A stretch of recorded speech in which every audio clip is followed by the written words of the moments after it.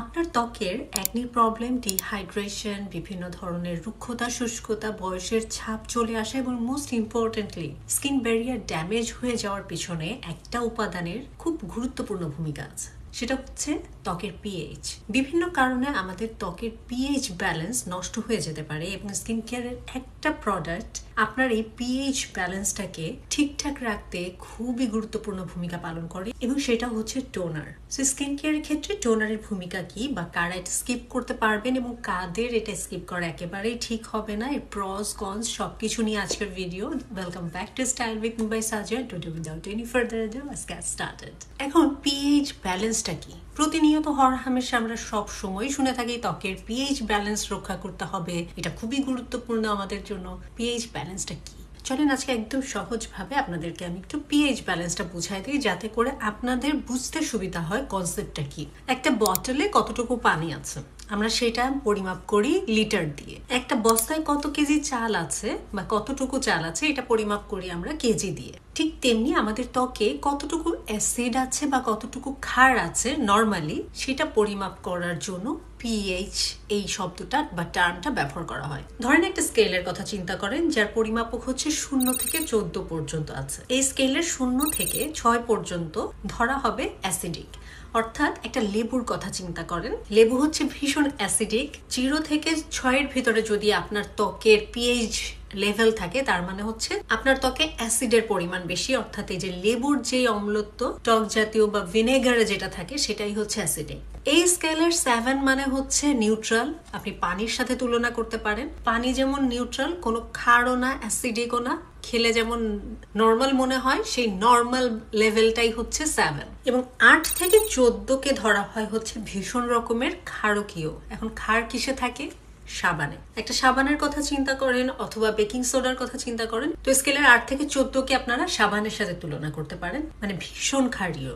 মজার ব্যাপার হচ্ছে নর্মালি জন্মগতভাবেই সব মানুষেরই ধরা হয় যে একটা ত্বকের যখন হেলদি অবস্থা থাকে তখন তার ত্বকের সাধারণ যে পিএইচ লেভেল সেটা হচ্ছে 5.5। এটা হচ্ছে আদর্শ একটা পিএইচ লেভেল। অর্থাৎ আপনার স্কিনের পিএইচ লেভেল যদি 5.5 থাকে, আপনার স্কিনটা হচ্ছে হেলদি সুস্থ একটা স্কিন, যেখানে আপনি ধরতে পারেন এটাকে একটা রং চা, 1 কাপ রং চায়ের সাথে তুলনা করতে পারেন, যেটা খুব স্ট্রং ক্ষারীয় না আবার খুব বেশি অ্যাসিডিকও না। এটা হচ্ছে নর্মাল ধরা হয়। আমাদের ত্বকের পিএইচ 5.5 কেন? এটা একটা প্রশ্ন আসতে পারে। এর কারণ হচ্ছে এই যে ন্যাচারালি জন্মগতভাবে আমাদের ত্বকটা অ্যাসিডিক, অর্থাৎ স্কেলের 0 থেকে 6 পর্যন্ত অ্যাসিডিক। এই আমাদের ত্বকের অ্যাসিডিক প্রবণ হওয়ার কারণ হচ্ছে এটা ব্যাকটেরিয়া, বিভিন্ন ধরনের পলিউশন, বিভিন্ন ধরনের ড্রাইনেস থেকে আমাদের ত্বককে খুব ন্যাচারালি রক্ষা করে। কিন্তু কোনো কারণে যদি আমাদের ত্বকের এই পিএইচ ব্যালেন্সটা মেসড আপ হয়, অর্থাৎ ক্ষতিগ্রস্ত হয়, তখনই বাধে বিপত্তি। আমাদের ত্বকের পিএইচ ব্যালেন্স নষ্ট হওয়ার সাথে সাথে স্কিনের ড্রাইনেস আসে, স্কিন ব্যারিয়ার নষ্ট হয়ে যায়, স্কিনে প্রচুর পরিমাণে অ্যাকনি পিম্পল দেখা দেয়। তো পিএইচ এর গুরুত্বটা কত আপনি একটু চিন্তা করে দেখেন। এবং পিএইচ ব্যালেন্সটা আমাদের ত্বকের নষ্ট হওয়ার পেছনে সব থেকে বড় দায়ী কে জানেন? আমাদের ভুলভাল স্কিন কেয়ার। আমাদের যে ক্লেনজারটা ত্বকের জন্য প্রয়োজন নাই, অনেক হার্শ, অনেক ধরনের কেমিক্যাল যুক্ত, অনেক বেশি আমাদের ত্বকের জন্য খুব স্ট্রং ইনগ্রেডিয়েন্ট দিয়ে তৈরি, আমরা অনেক সময় সেটা ভুলে না বুঝে ব্যবহার করি, আমাদের ত্বকের সেই পিএইচ ব্যালেন্স নষ্ট করে ফেলি। আমাদের ত্বকের হয়তো খুব স্ট্রং এক্সফোলিয়েশনের প্রয়োজন নাই, বা আমাদের ত্বক প্রস্তুত না। আমরা করি কি, ইন্টারনেটে দেখেছি 7 দিনে ত্বক ফর্সা হয়ে যায়, BHA ব্যবহার করলে আমরা ব্যবহার শুরু করে দিই। আমরা ইচ্ছা মতো স্ট্রং ইনগ্রেডিয়েন্ট ব্যবহার করা শুরু করে দিই। তো এগুলো আসলে কোনটা আপনার ত্বকের প্রয়োজন, কোনটা প্রয়োজন না, এই কনসেপ্ট যদি আপনার ক্লিয়ার না হয়, আপনি যদি না জানেন, তাহলেই কিন্তু সমস্যা। এছাড়া সবার ত্বকের ধারণ ক্ষমতা একরকম না। প্রত্যেকটা ত্বকের স্কিন কেয়ার প্রোডাক্ট নেওয়ার ক্ষমতা ভিন্ন।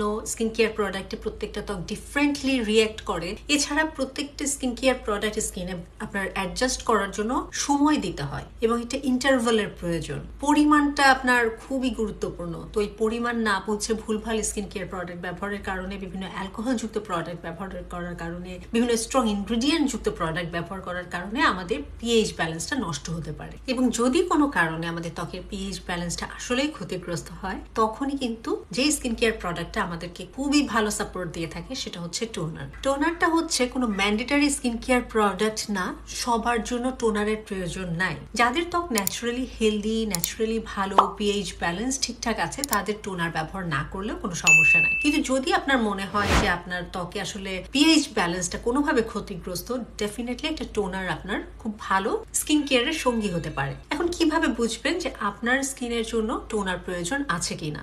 কয়েকটা পয়েন্ট শেয়ার করি। প্রথমে আপনি ফেস ওয়াশ দিয়ে মুখ ধোয়ার পরে যদি দেখেন আপনার মুখটা ভীষণ রকমের টান টান লাগছে, আপনার খুব অস্বস্তি হচ্ছে, আপনার খুব টাইট মনে হচ্ছে, তাহলে আসলে আপনার একটা হাইড্রেটিং টোনারের প্রয়োজন।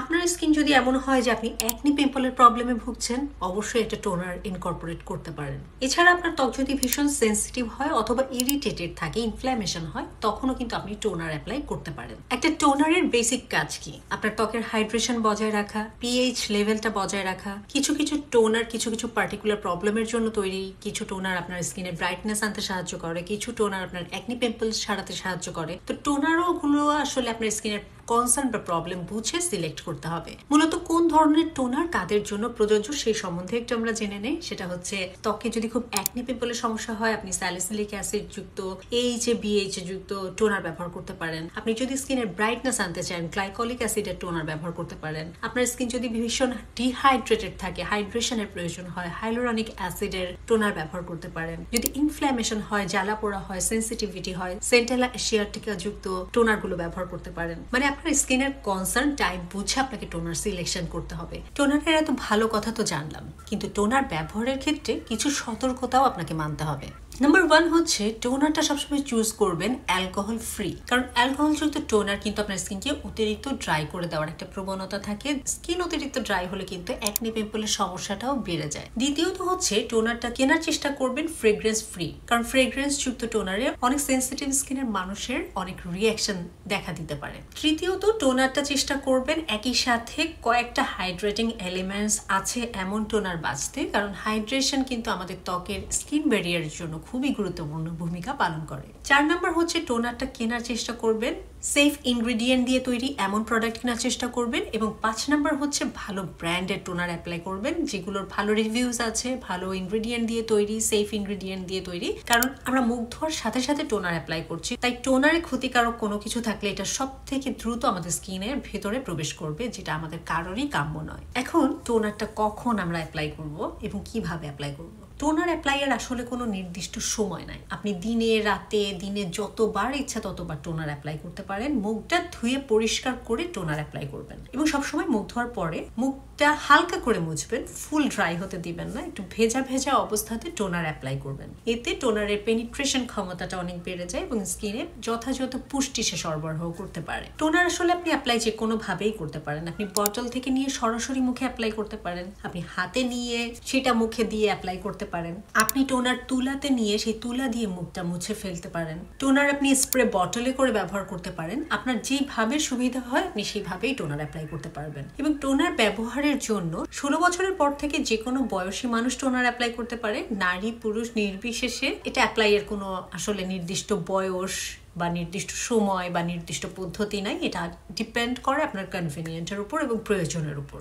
এবং টোনারের বটলগুলো কিন্তু নর্মালি বেশ বড় থাকে, অনেক দিন এটা আপনি ব্যবহার করতে পারবেন এবং আপনি যে কোনো স্কিন কেয়ার রুটিনের সাথে এটাকে ইনকর্পোরেট করতে পারবেন। শুধু ইনগ্রিডিয়েন্টের দিকে খেয়াল রাখবেন যেন এটা অন্য কোনো ইনগ্রিডিয়েন্টের সাথে ক্লাশ না করে। এখন সিরামের মতো টোনারটাও আসলে খুবই স্পেসিফিক বিভিন্ন সমস্যার জন্য তৈরি করে মার্কেটে কিন্তু পাওয়া যাচ্ছে। আপনার অ্যাকনির জন্য আছে, ডিহাইড্রেশনের জন্য আছে, আপনার পিএইচ লেভেল বজায় রাখার জন্য আছে, ইনফ্ল্যামেশন দূর করার জন্য আছে, ড্রাই স্কিনের আছে, অয়েলি স্কিনের আছে, সেন্সিটিভ স্কিনের আছে, বিভিন্ন সমস্যার জন্য টোনার মার্কেটে অ্যাভেলেবেল। শুধু আপনার বুঝতে হবে আপনার জন্য কোনটা প্রয়োজন, আদৌ প্রয়োজন আছে কিনা। তো দিন শেষে সব থেকে বড় কথা কি জানেন? স্কিন কেয়ারের আমাদের টার্গেট কি? আমাদের স্কিন ব্যারিয়ারটা ভালো রাখা। স্কিন ব্যারিয়ারটা ভালো রাখলেই অন্যান্য প্রোডাক্ট যখন আমরা অ্যাপ্লাই করবো সেটা ভেতরে যাওয়ার সুযোগ পাবে, কাজ করার সুযোগ পাবে, আমাদের বয়সের ছাপটা দেরিতে আসবে, অন্যান্য স্কিন কনসার্ন যেমন pigmentation, acne pimple, hyper pigmentation, এই সমস্যাগুলো দূর হবে। তো এই সমস্যার সবকিছুর কেন্দ্রেই আছে কিন্তু আসলে